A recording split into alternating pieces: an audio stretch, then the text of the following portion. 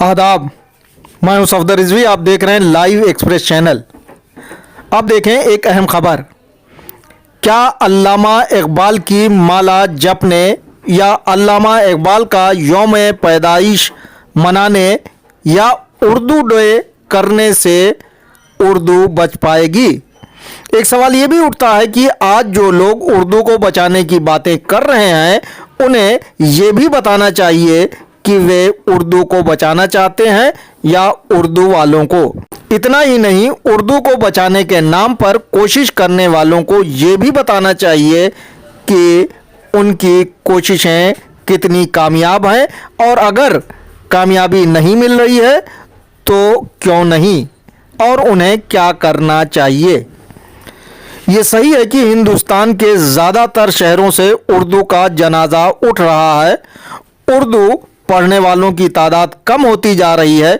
इतना ही नहीं, बल्कि जिस ज़बान को मादरी ज़बान कहा जाता था, उस ज़बान को बोलने वालों की भी तादाद कम होती जा रही है। ऐसा इसलिए क्योंकि हमारी माँओं ने अपने बच्चों को उर्दू में बोलना सिखाना कम कर दिया है। तो अब बताइए कि इसके लिए कसूरवार कौन है, आप या सरकारें? वही ज़बान परवान चढ़ती है और पनपती है जो कसरत से बोली जाती है और सरकारी कामकाज में रोज़मर्रा काम आती है।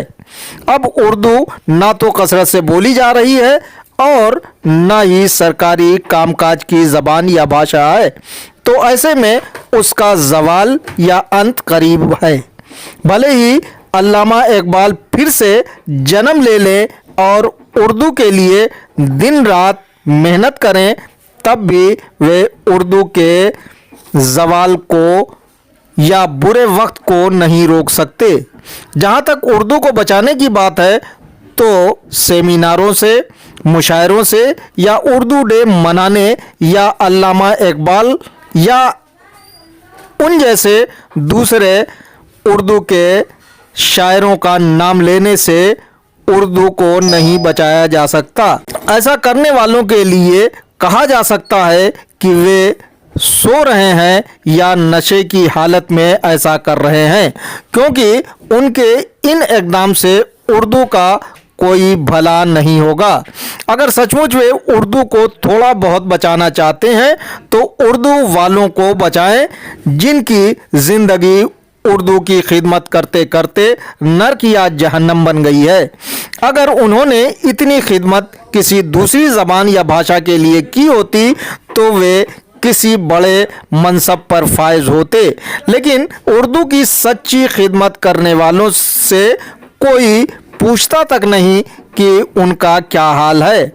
आज हम अल्लामा इकबाल का नाम जप कर उर्दू को बचाने की बात करते हैं, जबकि ये बताने की ज़रूरत है कि अल्लामा इकबाल किन कामों की वजह से बने।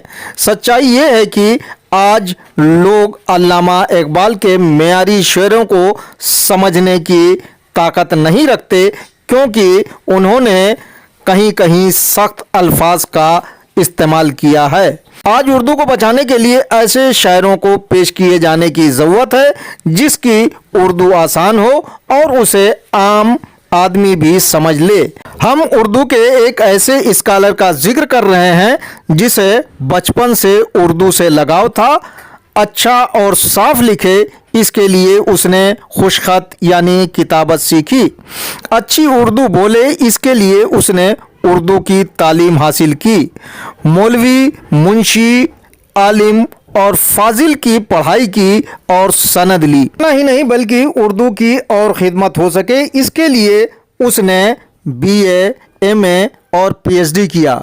कई साल एक यूनिवर्सिटी में MA के स्टूडेंट को पढ़ाया, लेकिन गेस्ट फैकल्टी में था, इसलिए उर्दू के नाम पर भ्रष्टाचार करने वालों का शिकार हुआ।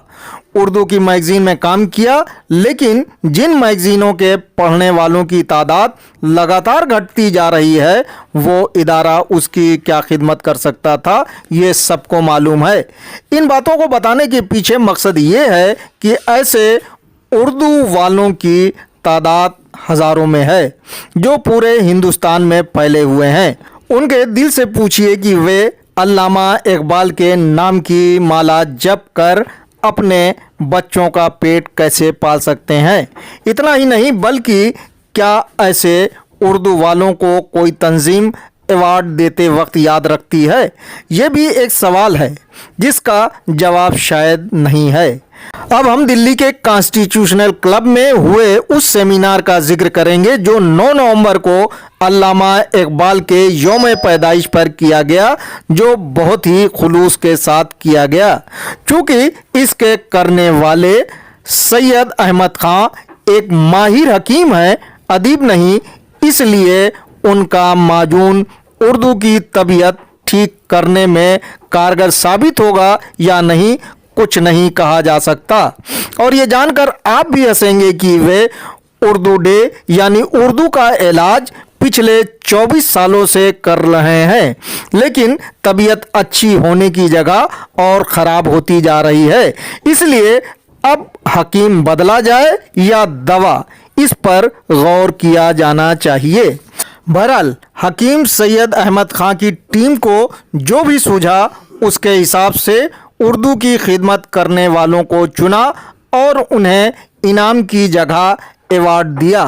इस पर सवाल नहीं उठाना चाहिए, इसलिए सवाल नहीं उठाऊंगा। लेकिन इस मौके पर बोलने वाले मासूम मुरादाबादी के एक जुमले पर एतराज़ ज़रूर करूंगा कि उन्होंने ये कहकर बदअक्ली का सबूत पेश किया है कि हिंदी उर्दू की सौतन है।